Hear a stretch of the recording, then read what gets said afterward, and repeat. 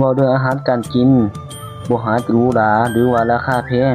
เพราะว่าของแซ่บขึ้นกับคนมักสบายดีพี่น้องอยู่กับ2บ่าวกี่น้อยบ้านนาคือเก่ามื้อนี้บ่าวกี่น้อยสิมาเฮ็ดเมนูก้อยกระป๋อมใส่หมกม่วงน้อยสู่พี่สู่น้องเฮากินถือว่าเป็นเมนูเด็ดอีกอย่างหนึงเนาะพี่น้องเนาะที่ว่าพี่น้องเฮาเขตนอกถือว่าถือยุ่มส้มศอกพากันกินถือว่าเป็นอาหารที่ว่าแซ่บเนาะสิ่งที่ขาดบ่ได้นั่นก็คือพี่น้องหมกม่วงน้อยเด้อพี่น้องเด้อขาดบ่ได้อย่างยิ่งเนาะถ้ามีก่อนกระป๋อมต้องมีหมกม่วงน้อยเนาะส่วนของหอมพี่น้องบ่ว่าสิเป็นผักหอมทุกชนิดเนาะใส่หลายทุกชนิดมีหลายใส่หลายยิ่งเป็นการดีเนาะพี่น้องเนาะมันสิช่วยตัดคราบขั้นตอนการเฮ็ดพี่น้องเฮาจะนำเอากระป๋อมเนาะไปปิ้งให้สุกก่อนเนาะแต่ว่าตอนนี้เฮาจะมากาเกียมหมกม่วงเครื่องหอมไว้ก่อนเนาะหลังจากนั้นพี่น้องเฮาก็จะ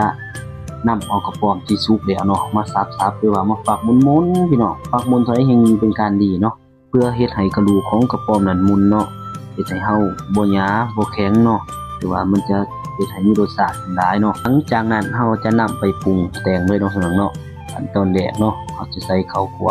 เอาพริกป่นเนาะตามด้วยเครื่องปรุงนานาชนิดเนาะพี่น้องเนาะบ่ว่าสิเป็น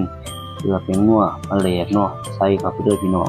ใส่เพื่อมันแซ่บมันนัวเนาะเดี๋ยวแต่ใจมากเด้อพี่น้องเด้อใส่น้อยแซ่บน้อยใส่หลายมันสิเค็มเด้อ หลังจากปรุงแต่งได้ทีแล้วพี่น้อง